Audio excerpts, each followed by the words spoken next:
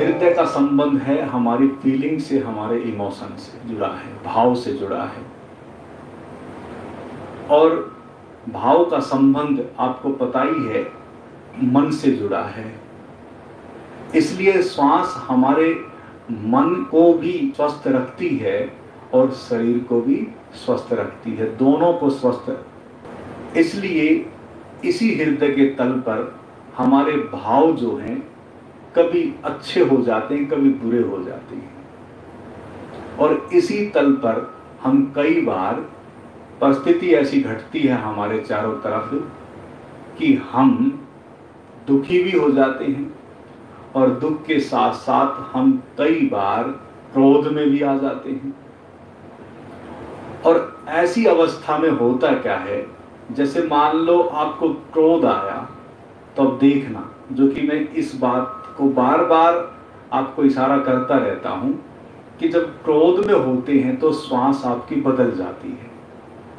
Note करना, और आपको पता है कि हाँ बिल्कुल श्वास बदल जाती है, यानी कि भाव का तल बदल जाएगा। जो आप बिल्कुल आराम से थे, शांत थे, किसी कारण कोई घटना घटी, आपको क्रोध एकदम आ गया, तो देखना श्वास भी बदल जाती है। इसलिए इसी श्वासों के प्रयोग के द्वारा एक्टर और एक्टर्स बनते हैं। जो सबसे अच्छा जो अभिनेता होता है ना, उसको श्वासों की ही क्रिया की, भाव की दशाएं सिखाई जाती हैं कि आपको अगर क्रोध का अभिनय करना है तो श्वासों की गति बदल दो, तो क्रोध की अवस्था बदल जाएगी, यानी कि क्रोध का जो अभिनय है वो बहुत सुंदरतम हो जाएगा। अगर प्रेम का कोई सीन है तो उस समय आपको उस तरह की श्वास बताई जाएगी और आप बिल्कुल बड़े अच्छे प्रेम का जो अभिनय, उसमें इतने पारंगत हो जाएंगे और बहुत अच्छे से उस प्रेम के अभिनय को दर्शा सकेंगे। ये तो बहुत बहुत बड़े जो एक्टिंग जो कोर्स होते हैं उनमें ये सब सिखाया जाता है।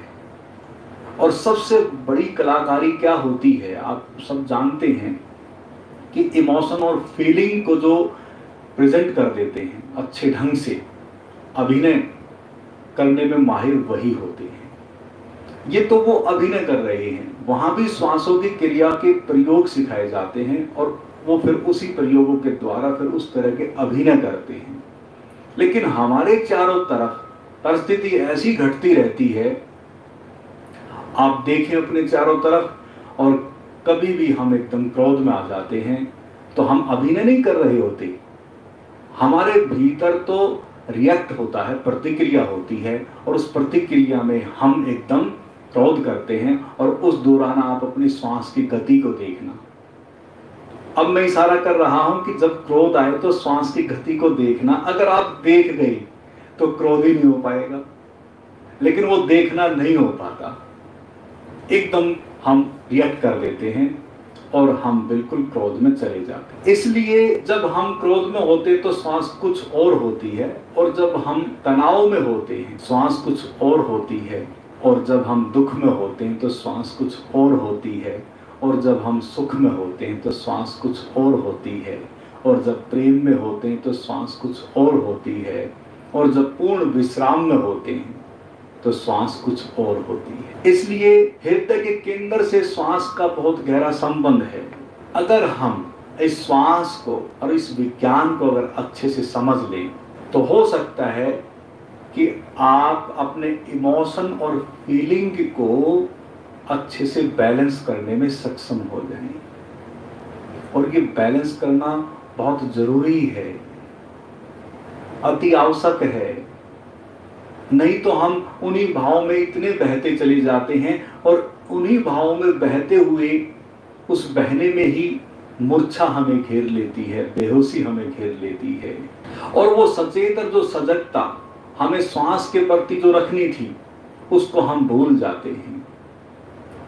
इसलिए जितनी भी विधि विकसित हुई हैं उसमें इशारे मिले हैं कि अगर आप श्वास के प्रति सचेत और सजग हो जाते हैं और उससे जुड़ते हैं वर्तमान तो घेरता ही है, और वर्तमान में जैसे ही आते हैं तो आनंद का अनुभव प्रकट होता है, और फिर आप अपने आनंद में विघन नहीं डालना चाहते। इसलिए जैसे ही आप इन प्रयोगों को करते हैं तो धीरे धीरे आप अपने जीवन में पाते हैं कि जो व्यर्थ की जो चीजें जो हमें घेरे हुए थी, उनसे छुटकारा, उनसे मुक्ति। और इस मुक्ति में कुछ नहीं है, बस आपको अपने स्वयं के लिए 24 घंटे में से 1 या 2 घंटे निकालने हैं। अगर 1 या 2 घंटा अगर आप अपने आप को देते हैं तो आपके 22 या 23 घंटे सुख, शांति और आनंद और प्रेम में जा सकते हैं। इसलिए जो हमारा हृदय का जो केंद्र है, उस केंद्र से श्वास का संबंध बहुत गहरे से जुड़ा है, जहां से हमारी सारी भाव दशाएं बदलती रहती हैं। लेकिन कोई साथी मित्र क्रोध में नहीं रहना चाहता और ईर्ष्या द्वेष में नहीं रहना चाहता, क्योंकि उस समय भी हमारी श्वास कुछ और हो जाती है। कोई उदास नहीं रहना चाहता, उसमें भी श्वास हमारी कुछ और हो जाती है। कोई निराश नहीं होना चाहता, उसमें भी श्वास कुछ और हो जाती है। और कमाल की बात है, एक बड़ी रिसर्च अब चल रही है इस समय, और वो रिसर्च हो सकता है कि धीरे धीरे आपकी भी समझ आए। अब खोज हो रही है कि जैसे बहुत गहरे 2 प्रेमी हैं, या पति पत्नी का प्रेम है, या भाई बहन का प्रेम है, या कोई प्रेमी प्रेमिका है, या पिता पुत्र का प्रेम है, या बेटी और माँ का प्रेम है, आपस में बहुत गहरा घनिष्ठ प्रेम है। तो अब इस पे रिसर्च हो रही है कि जैसे मैंने कल कहा था कि शरीर का विज्ञान, यानी कि शरीर का संबंध, शरीर के तल पर आप बिल्कुल डिफरेंट और यूनिक हैं, ऐसे ही श्वास भी आपकी अपनी है, श्वास भी आपकी अपनी यूनिक है।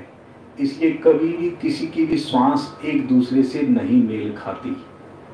लेकिन गहरे में जो बहुत घनिष्ठ प्रेम में होते हैं, तो उस पर रिसर्च चल रही है, और हो सकता है कि जल्द से निर्णय आए कि बहुत गहरे जो प्रेम में होते हैं, भले वो अमेरिका में बैठा है, एक भारत में बैठा है, अगर प्रेम है तो उनकी श्वास भी, यानी कि आपस में दोनों की मेल खाती है। यानी कि वो श्वास ले रहा है तो यहाँ भी ली जा रही है, वो श्वास छोड़ रहा है तो यहाँ भी छोड़ी जा रही है। ये बहुत ही प्रेम की संबंधों में ये घटना घटती है। इसलिए इतना बड़ा विज्ञान है श्वासों का, और ये प्रयोग अगर आपका भी कहीं कोई ऐसा घनिष्ठ संबंध है तो देख सकते हैं, कभी इस प्रयोग को आजमा सकते हैं। इसलिए अब जो हमारा हृदय का जो केंद्र है, इसी से प्रेम का संबंध जुड़ा है, और श्वासों का भी इसी से बहुत घनिष्ठ संबंध है। इसलिए कहते हैं कि जो बहुत घनिष्ठ जो प्रेम में होते हैं वो एक हो जाते हैं, उनकी आत्मा एक हो जाती है, तो वो इस दशा में एक होते हैं। इसको थोड़ा समझ लें, ठीक है ना।